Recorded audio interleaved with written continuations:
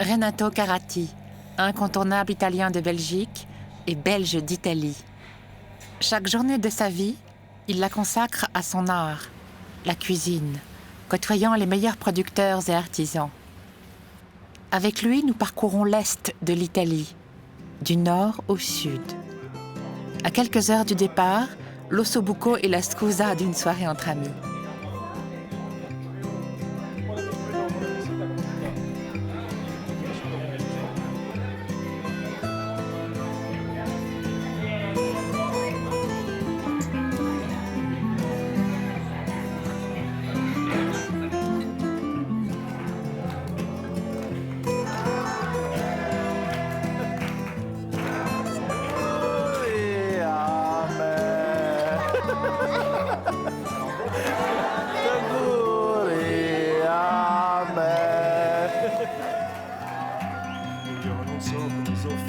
Quel giorno quando io la incontrai,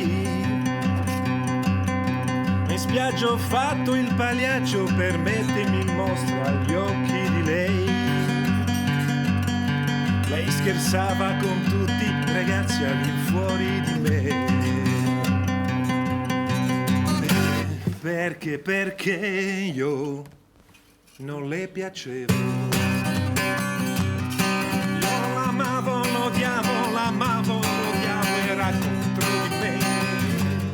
Nous venons de traverser la Lombardie, région la plus au nord de l'Italie, pour rejoindre notre première halte en Vénétie, dans la petite ville de Valdobbiadene, à peine plus de 9000 habitants. La Villa Sandi date du XVIIIe siècle. Elle fut construite par les aïeux de Giancarlo Moretti Polegato. Notre famille est active dans le domaine du vin depuis 3 générations. J'ai hérité de cette passion dès ma plus tendre enfance. Mon père me conduisait dans les champs et me laissait participer aux vendanges et au travail du vin. C'était de véritables moments de fête et de joie. Dans les années 70, on ne connaissait le Prosecco que dans cette région du Veneto. Petit à petit, nous l'avons fait découvrir aux grandes villes comme Rome et Milan, puis au reste de l'Italie. Ces 20 dernières années, nous l'avons exporté.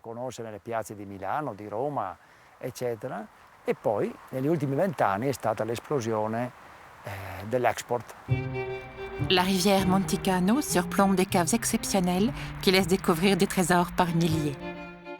Le Prosecco est principalement produit dans la province de Vénétie, au cœur de la région du jour. 2 vins sont extraits, un vin blanc sec et le vin pétillant dit frizzante ou spumante.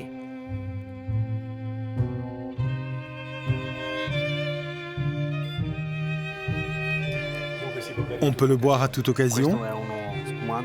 Oui, à toute occasion. C'est un spumante parfait qui peut accompagner les entrées, mais aussi des plats de résistance.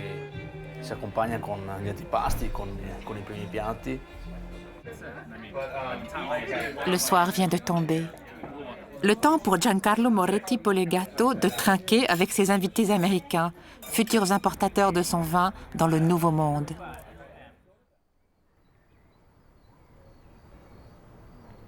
Très tôt, le lendemain matin, sur une campagne intacte, dans les vignes qui produisent le meilleur des Prosecco, effleurant le prestigieux domaine de la famille Moretti Polegato. Le paradis, déjà, à 80 km à peine de Venise.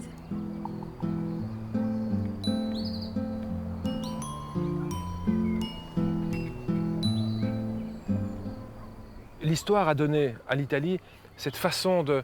Et c'est très représentatif ce qui est ici. Moi je dis toujours l'Italie est un pays de collines et de vallées qui a donné un artisanat exceptionnel. Et là, on est vraiment dans l'essence même de cet artisanat. On a des hommes qui, par l'obligation de la géographie, ont réussi à faire des choses merveilleuses. Et on a comme on le dit en italien, c'est tellement joli de dire maestro. On a des maîtres en la matière et qui ont façonné des vignobles, mais qui ont façonné des villes magistrales. Et ici, c'est un ensemble de choses qui moi, me laissent bouche bée. On est dans une région où sur plus ou moins 80 km, en circonférence, on trouve des vignobles partout. Donc on part d'ici, on est à Valdobbiadene, donc on est plus ou moins à 50 km au nord de Venise. Et si on redescend jusque Vérone, si on redescend la Vénétie, il n'y a pas un instant où on ne trouve pas de vignes.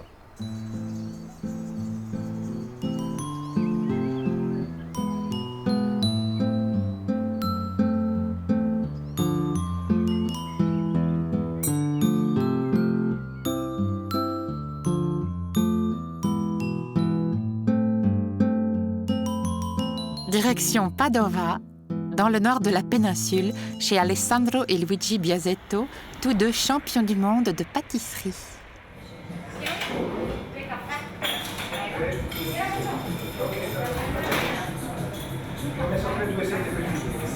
Avec son frère Luigi, Alessandro est le porte-parole de la nouvelle génération de pâtissiers. Il évoque son parcours. L'envie de faire la pâtisserie est une tradition de famille. Nous avons deux oncles qui ont fait, un le pâtissier en Italie et l'autre le pâtissier en Belgique. Donc peut-être comme enfant, moi et mon frère, nous étions attirés par ce métier qui transformait les matières premières. Et c'est ça qui est beau. La transformation de beaucoup d'ingrédients font un produit d'excellence. Et c'est ce qu'on essaye de faire. Quand il quitte la Belgique à l'âge de 37 ans pour rejoindre son frère en Italie, Alessandro laisse derrière lui un parcours d'exception chez l'un des plus grands pâtissiers de Bruxelles. Les ateliers des frères Biasetto sont aujourd'hui de véritables laboratoires du goût. Nous sommes nés de parents italiens en Belgique. Notre carte d'identité était une carte de séjour. Elle a toujours été. À l'école, nous étions les Italiens. Hein, et donc, chaque année, nous revenions en Italie trouver nos parents et cousins, cousines, etc. Et le climat, peut-être, l'ambiance, la chaleur des gens, hein, nous a toujours attirés. L'art de la pâtisserie, parce que c'est un art, comme beaucoup de métiers, trouve sa place en Italie. Hein, et le retour, on dira, aux origines de mon frère Luigi et de moi, c'est un rêve qui devient réalité. Rocco Scaletta est l'un de ceux qui vivent et rêvent l'Italie depuis la Belgique. À ses débuts, il importait le carrelage italien dans la région de Mons. On le retrouve sur le départ, direction l'aéroport de Charleroi, pour rejoindre l'Éden des représentants en carrelage. Je travaille avec mon frère. Notre père a débuté son parcours dans le monde des céramiques avec une production de carrelage pour revêtement à double cuisson. La région de Sassuolo est l'exemple du miracle italien. En 40 ans, la population a pratiquement triplé pour atteindre 45 000 habitants, réponse immédiate aux énormes besoins de main-d'œuvre. Aujourd'hui, la région a l'un des niveaux de vie les plus élevés d'Italie.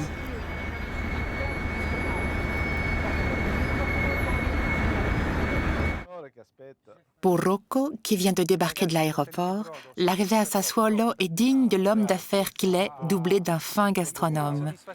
On le retrouve dans une trattoria de la région, l'une de ces trattorias reconnues par le consortium Parmigiano Reggiano.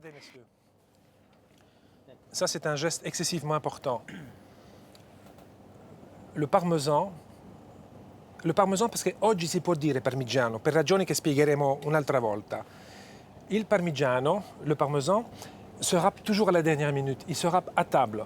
E Paolo va grattugiare il parmigiano sui tortellini in brodo di Rocco.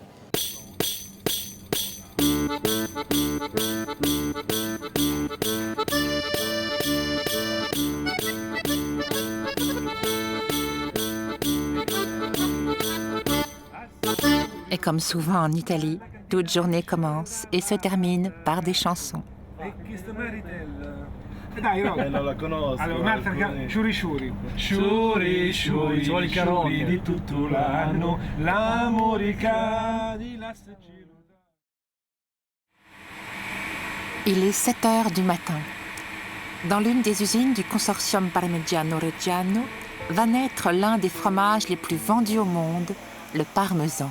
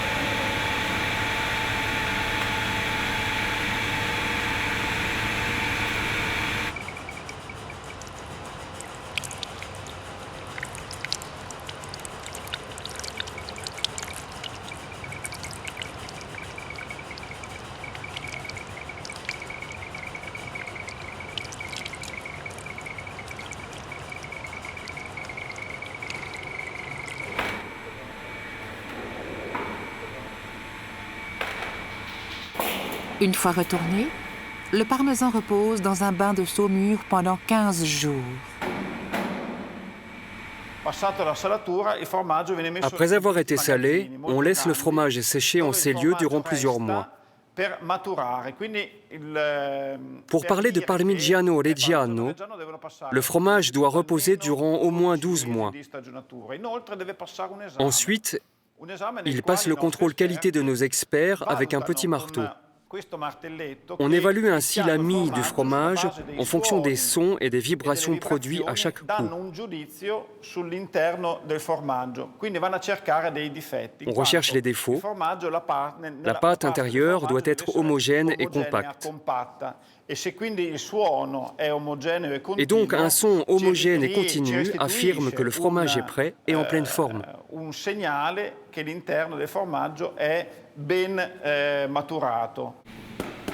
Les meules qui ne réussissent pas ce contrôle ultime de la qualité finissent en fromage râpé, après effacement de toute trace originelle de certification.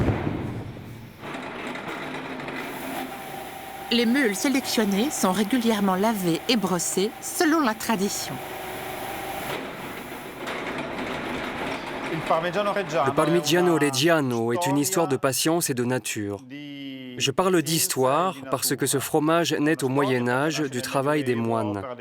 Et la nature aussi, parce qu'il est réalisé avec du lait de vache produit dans la région d'origine de notre fromage. Les provinces de Parma, Reggio Emilia, Modène, Bologne à la gauche du Reno et Mantova à la droite du Pô.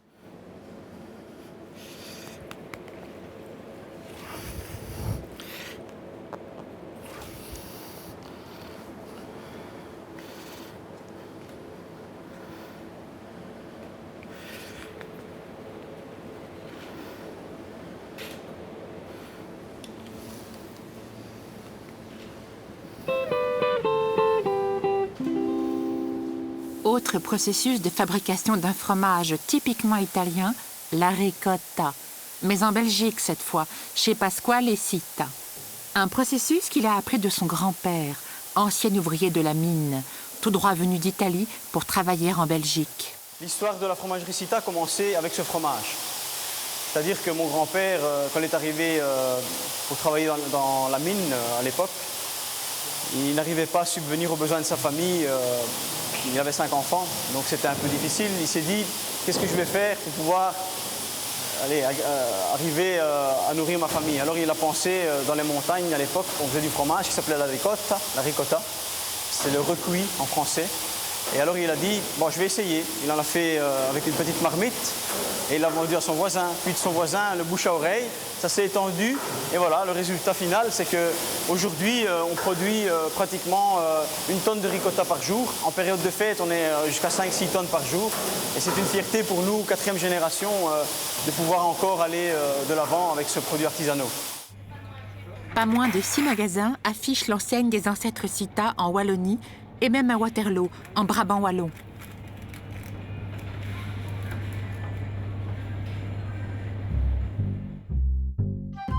Retour sur la route qui nous mène du nord au sud de l'Italie. Nous faisons halte à Casacanditella, dans les Abruzzes. Une étape au caractère exclusif qui propose la découverte de quelques-uns des meilleurs vins d'Italie. Vin, mais aussi huile d'olive, car tous deux sont intimement liés. Mon mari a décidé il y a 30 ans de produire du vin. Dès le premier jour, il était convaincu que le Montepulciano est un des meilleurs vignobles du monde. C'était du courage d'affirmer cela. Oui, un grand courage, mais même un brin de folie. Il y a 30 ans, cette affirmation était fort risquée. De l'avant-garde. Dirais-je plutôt de la clairvoyance, parce qu'à l'époque, le Montepulciano n'était pas connu et n'avait pas le niveau de qualité qu'on lui reconnaît aujourd'hui. Et puis, pour deviner ce qu'un vignoble peut devenir, il faut être assez visionnaire et avoir la force et le courage de réaliser ses propres rêves.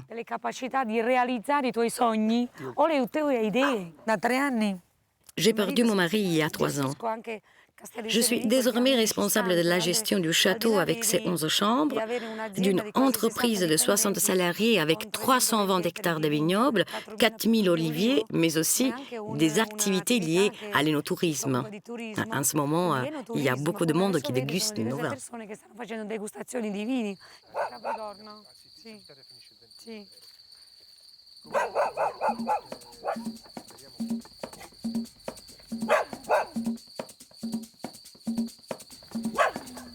Dans les anciennes cuisines du château, on s'affaire pour soigner les invités. Renato prépare quelques spécialités italiennes.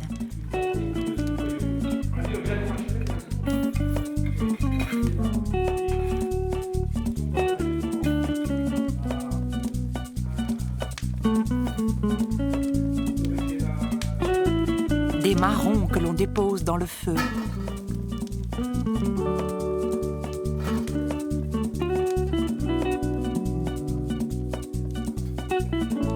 La bruschetta, avec tout juste ce qu'il faut d'ail et d'huile d'olive.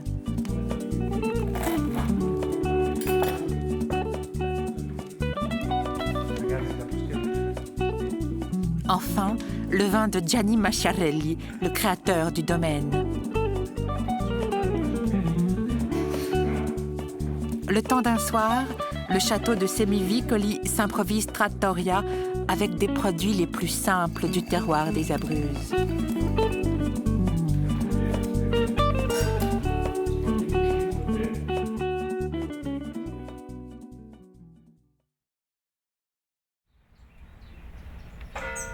Le lendemain matin, nous découvrons le domaine et son château, l'un des plus beaux de la région. Avec son église privative, accolée à cette aristocratique demeure, créée par les aïeux de Gianni Masciarelli. Nous y pénétrons depuis la chambre à coucher.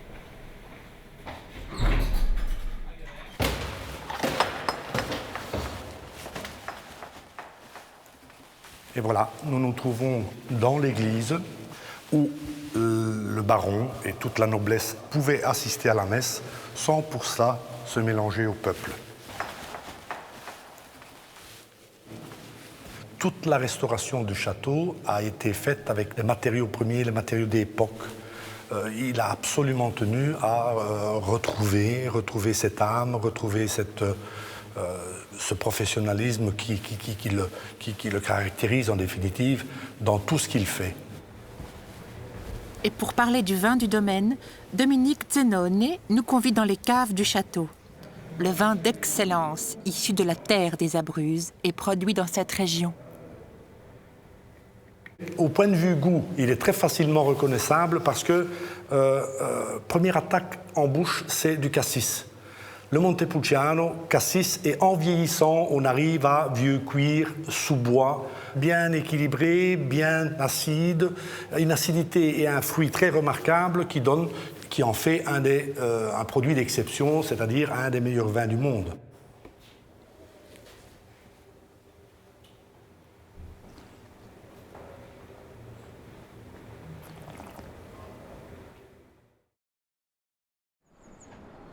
Lucera, à l'intersection des collines de Molise et du contrefort des Pouilles. La basilique cathédrale, construite sur la volonté de Carole d'Angevin en 1300 par Charles d'Anjou. Elle est l'un des monuments historiques les mieux conservés du sud de l'Italie.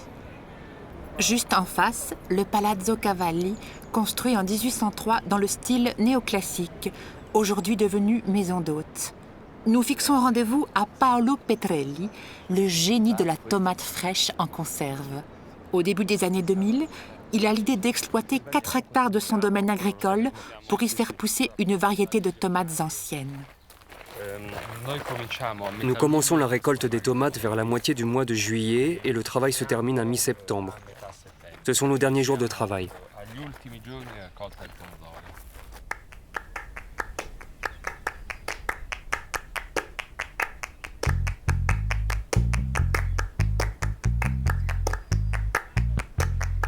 Ce vénérable cultivateur a accepté de donner à Paolo Petrelli quelques-unes des semences originelles.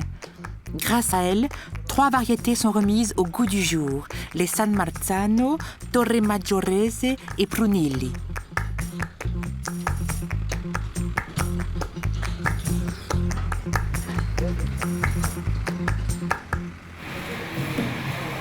peine cueillies, les tomates sont immédiatement lavées, plongées dans un bain d'eau bouillante, pelées et mises en conserve de manière artisanale. Résultat de ce travail, les plus grands restaurateurs étoilés et épiceries fines de la planète réservent 1 an à l'avance les tomates du Dottore Petrelli.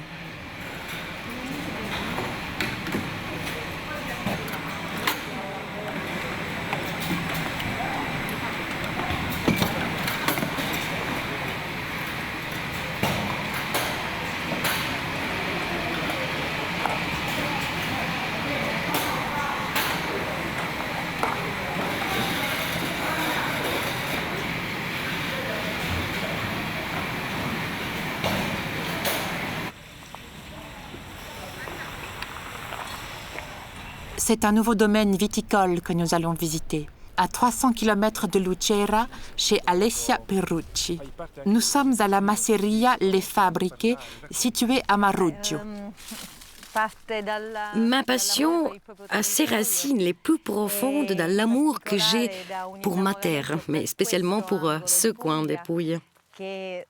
Une région connue pour la présence d'un vignoble aujourd'hui et renommé dans le monde entier et qui a un illustre cousin, le Zinfandel de Californie.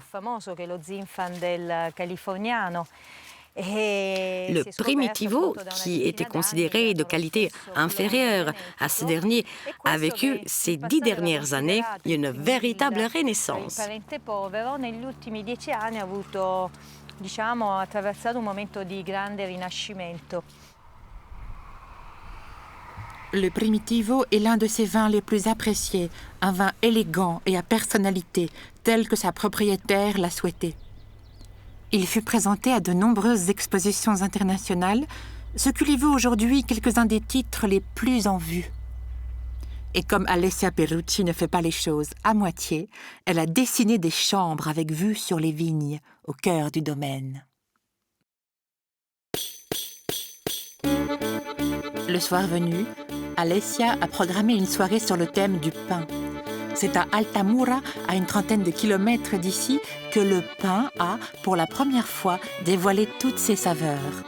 Horace, en 37 avant Jésus-Christ, écrivait déjà que ce pain était le meilleur du monde, si délicieux que le sage voyageur en faisait des réserves pour poursuivre son périple. 2040 années plus tard, en 2003, le pain d'Altamura fut le premier pain à obtenir l'appellation d'origine protégée par l'Union européenne. Horace avait tout compris. Nous y rencontrons Sabrina Merolla, productrice et animatrice de la télévision italienne et spécialisée dans les abruzzes et les pouilles.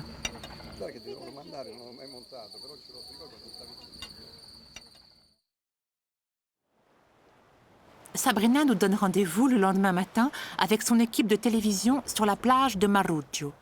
Cette région a une particularité que les Belges et les Français du Nord connaissent bien, les dunes. La Pouille, ou la région des Pouilles en français, a comme beaucoup d'endroits au monde un patrimoine unique. Son histoire est millénaire et celle-ci a contribué à la richesse et à la diversité de cette région du sud de l'Italie que vous appelez l'étalon et qui se présente encore aujourd'hui comme une terre aux multiples facettes.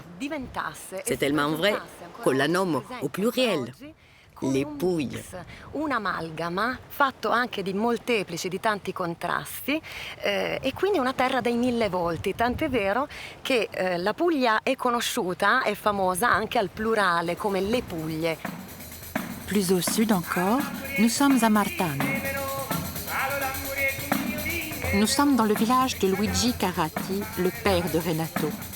C'est le groupe folklorique Tre Tarante qui nous attend sur la place Corte del Castello au rythme du tambourin avec une danse traditionnelle, la taranta, auparavant destinée à guérir des morsures de tarentules, ces araignées originaires de la région.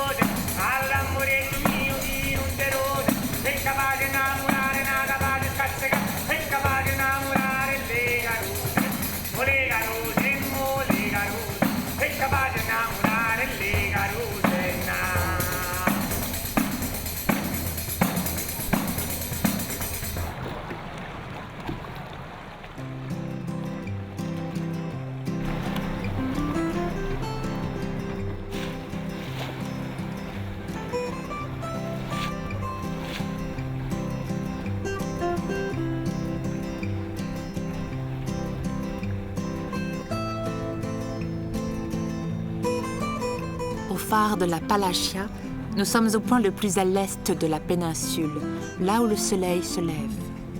Chaque 1er janvier, des milliers d'Italiens s'y retrouvent pour être les témoins privilégiés de la première aube de la nouvelle année.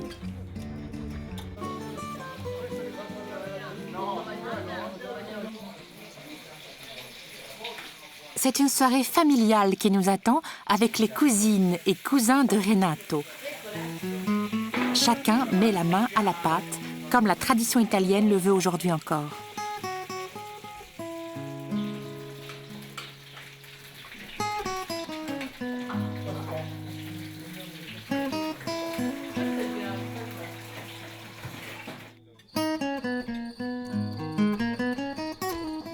Son cousin Elio est le spécialiste de la Vespa et de son histoire.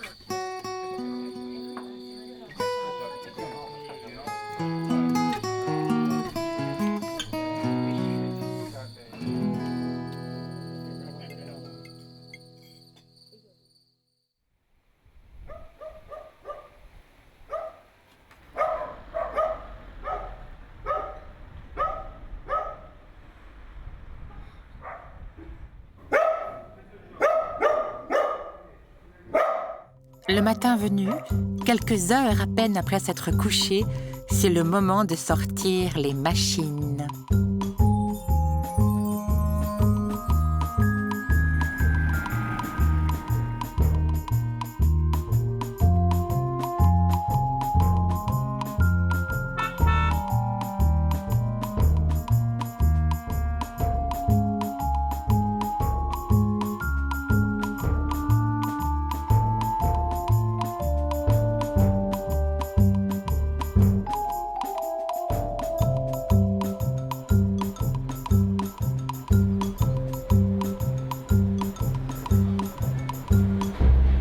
La ville de Lecce, autrefois surnommée l'Athènes des Pouilles du fait de ses fortes influences grecques, est l'une des plus importantes villes d'art et d'histoire d'Italie.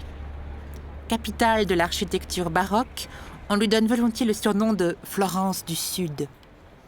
On en arrive même à en parler en évoquant le style barocco leccese, un baroque de Lecce, comme ici la basilique de Santa Croce.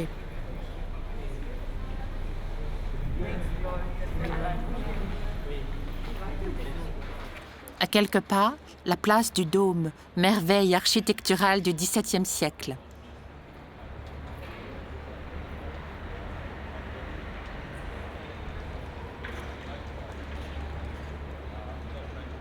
Dans ce bel écrin d'art, le goût du café italien n'est pas loin.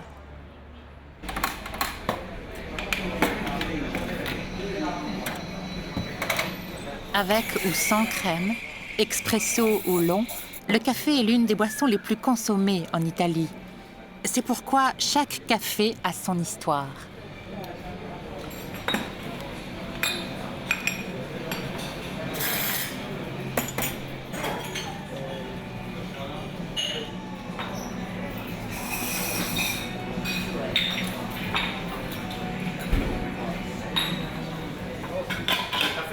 Autre lieu, à Pescara, dans l'un des bars à café de la famille Sacquella.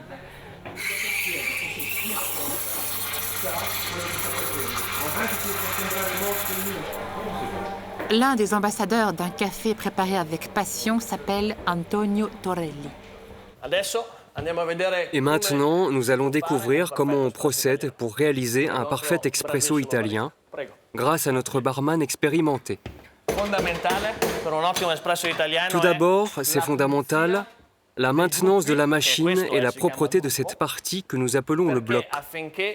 Il prodotto e l'acqua quando esce dalla macchina sia assolutamente perfetto e buonissimo. Nous avons d'abord réchauffé la tasse à l'eau chaude pour que la réussite de notre expresso, en qualité et goût, ne soit pas endommagée par un écart thermique.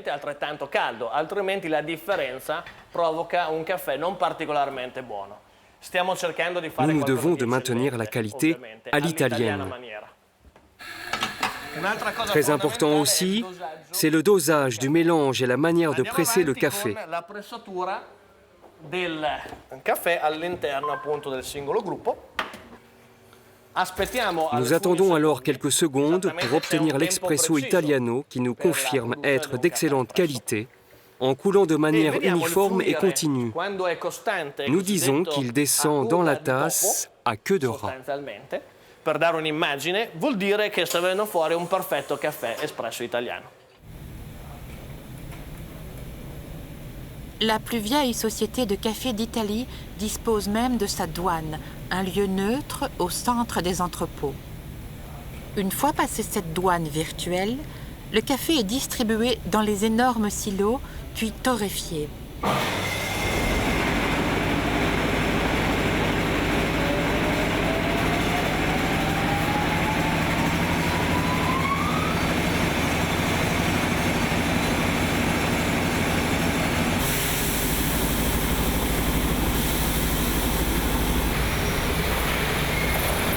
Ces importateurs de café depuis 1856 perpétuent le travail de Clemente Sacquella, lequel eut l'idée d'importer des épices, du cacao et du café dans sa petite épicerie di Zabruzzes.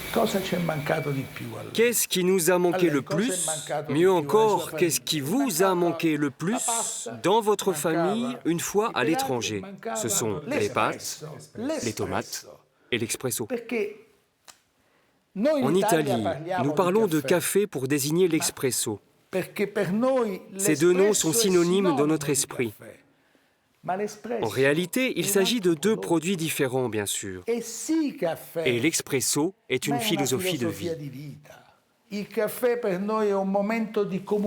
La pause café est pour nous un moment de communication, de mise en empathie avec notre interlocuteur. Et alors, on parle de foot, de politique, de femmes et de cuisine. Il s'agit d'un moment d'émotion.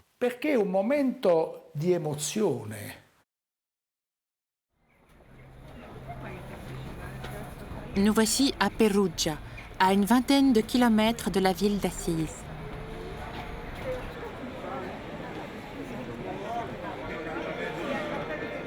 Dans l'un des plus anciens bars de la région, le bar Sandri, sur le Corso Vannucci.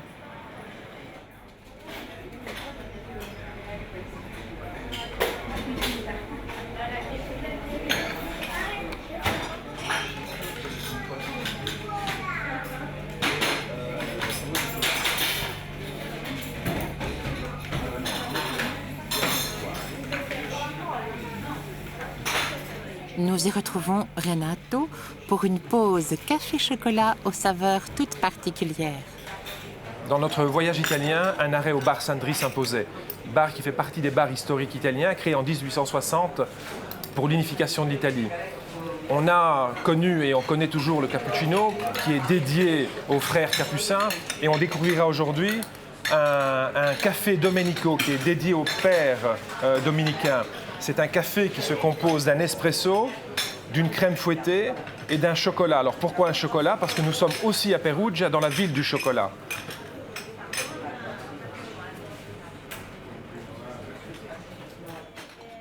Perugia affiche déjà, aux côtés de la ville d'Assise, sa préparation à la candidature de capitale culturelle européenne pour 2019.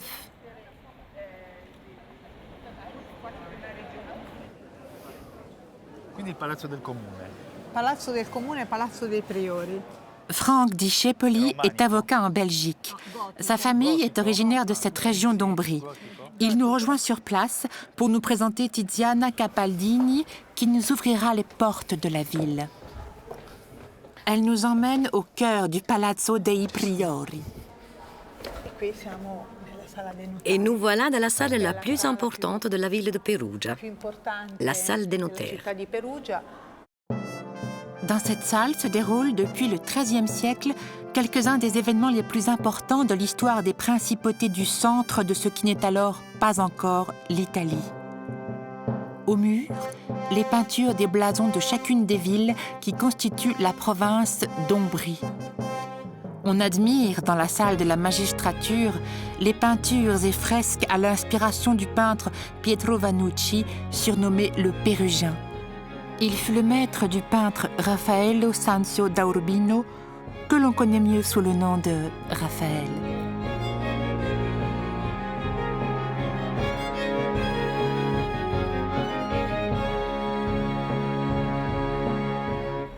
Retour aux gourmandises typiquement pérugiennes.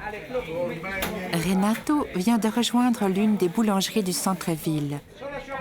Une boulangerie connue pour son pain un peu particulier. En Ombrie, depuis toujours, le pain est non salé. Depuis 4 siècles exactement. Pourquoi le pain est non salé en Ombrie? Au XVIe éclate ce qu'on appelle la guerre du sel. Cette guerre est déclarée par les habitants de la ville, les Pérugiens, qui, contre l'Église, se rebellent car l'Église impose cette taxe sur le sel. Les habitants de la ville alors préfèrent ne pas saler leur pain pour ne pas payer cette taxe. Et jusqu'aujourd'hui encore, 4 siècles plus tard, le pain est non salé.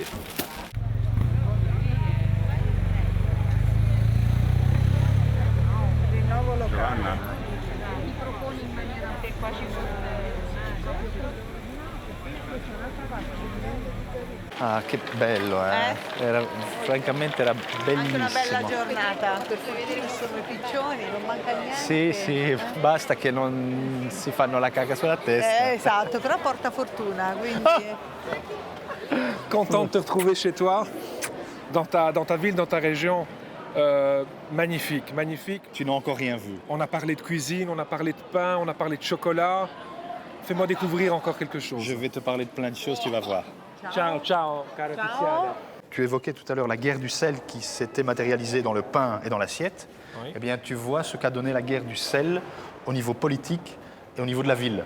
C'est-à-dire que les Pérugiens se sont révoltés contre le pape ne l'a absolument pas accepté et a voulu montrer sa domination sur ce peuple rebelle. Oui. Et qu'a-t-il fait? Eh bien, il a pris toute la partie qui était ici à ciel ouvert et qui était la partie la plus riche de la ville et a décidé simplement de la recouvrir avec une forteresse papale qui aujourd'hui n'existe plus parce qu'à l'instar de la Bastille, eh bien, le peuple s'est rebellé à nouveau et a tout enlevé. Mais en fait, on se trouve ici dans une ville qui se trouve sous la ville. Et nous voyons ici une ancienne rue qui a été excavée grâce au travail des architectes et des archéologues, mais des siècles plus tard. À 2 pas de la vieille ville, le mini-métro, un monorail du futur, créé avec le talent de l'architecte et designer français Jean Nouvel.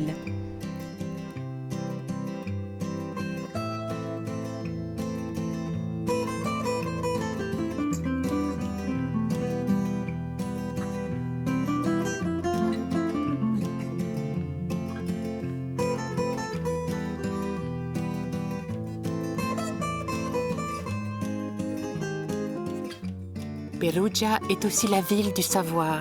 La devise de son université annonce l'ambition d'être l'ambassadrice de l'Italie dans le monde. Un second point commun avec Mons, l'une des premières villes universitaires de Wallonie. Outre le titre convoité et obtenu par Mons de capitale culturelle européenne en 2015, la ville abrite de nombreux étudiants venus expérimenter le programme européen Erasmus. Calogero Conti, recteur de l'université de Mons, nous en parle. L'ouverture à l'international est une condition essentielle dans l'évolution de toute université. Et en particulier avec l'Italie, nous avons un ensemble de conventions qui permettent non seulement des échanges d'étudiants, des échanges de chercheurs, mais également des échanges de professeurs. Le processus de Bologne a conduit à des contacts beaucoup plus importants entre universités au sein de l'Union européenne. Et en particulier, je dirais que le flux d'étudiants Erasmus qui fréquentent les universités de la communauté française et en particulier l'université de Mons, eh bien, nous avons une forte proportion d'étudiants italiens, du Politecnico di Milano par exemple, ou di Torino. Et effectivement, ça se justifie aussi par cette proximité culturelle entre, d'une part, notre pays et l'Italie. Une proximité culturelle qui, finalement, influence les étudiants qui choisissent effectivement notre pays pour y réaliser un complément de formation.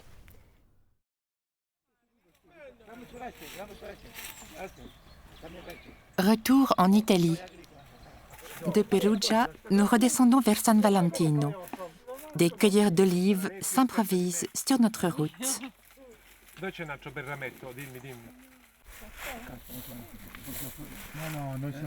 Le petit village de San Valentino a une histoire toute particulière. Il est le village familial du Premier ministre de Belgique, Elio Di Rupo. Elio Di Rupo prêtait serment le 6 décembre 2011 devant le roi Albert II de Belgique. Et faute de rejoindre ce beau voyage à San Valentino, le Premier ministre parle de sa région des Abruzzes dans son cabinet du 16 rue de la Loi à Bruxelles.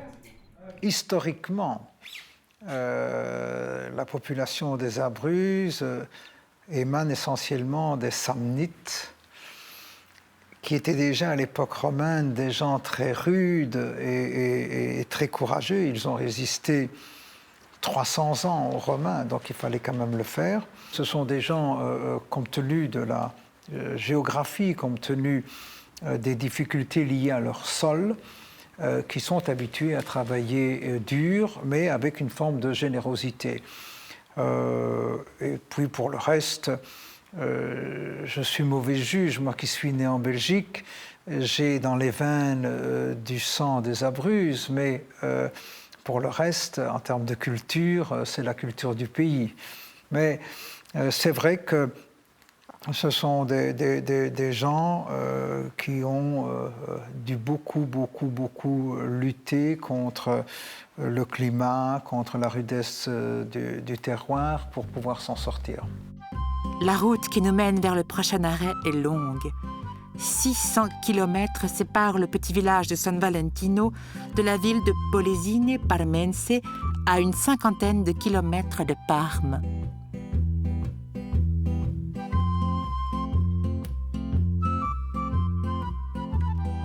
Nous remontons vers le nord pour retrouver un esthète du Culatello.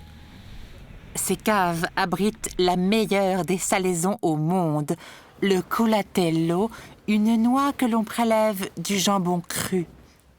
L'esthète s'appelle Massimo Spigaroli. Dans cette cave, on dispose d'un air naturellement conditionné.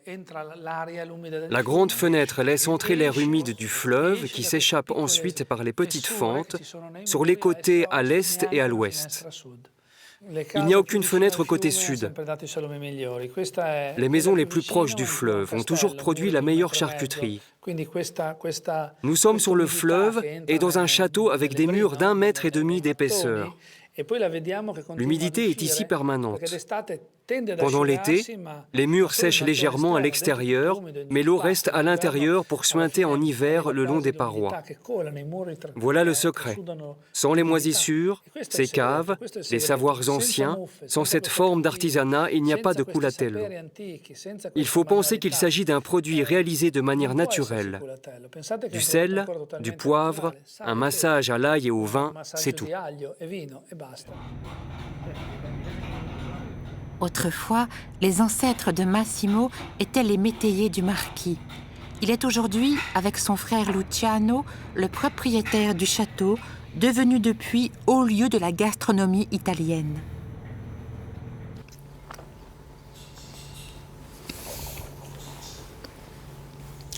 Cet homme a réhabilité le Culatello di Zibello, voué à disparaître au profit d'animaux plus productifs. Les porcs noirs ont ainsi retrouvé leur marque de noblesse. Quittons le Culatello pour rejoindre les vignes de Cadelbosco, dernière étape de notre voyage en Italie. La production viticole s'y est installée dans une province, celle de Brescia, connue jusqu'au XIXe siècle pour ses vins élégants mais non mousseux. Franciacorta. C'est un nom qui évoque au féminin cette région et au masculin le vin que cette terre produit.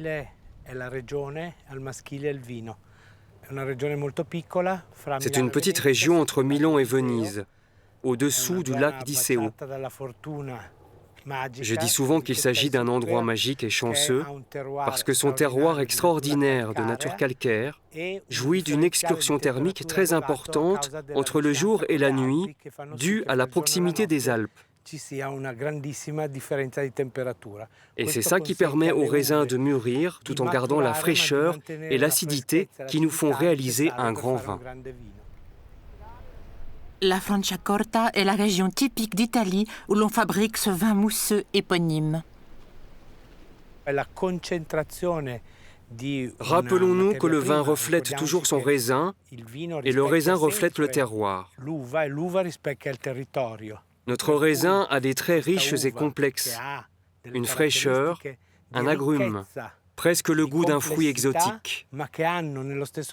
Des traits qui, en se contrastant, rendent notre raisin soyeux, d'un goût presque impalpable et unique en son genre.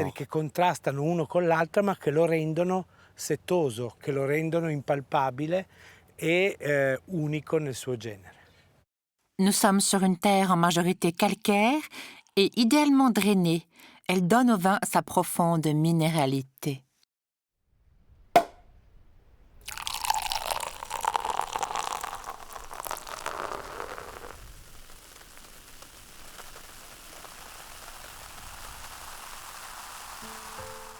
La maison de Verdi, on la retrouve intacte, telle qu'Achille Formis l'a dépeinte dans son tableau du musée théâtral de la Scala à Milan. Giuseppe Verdi est né à Roncole et vécut son enfance dans cette maison de la place Guareschi.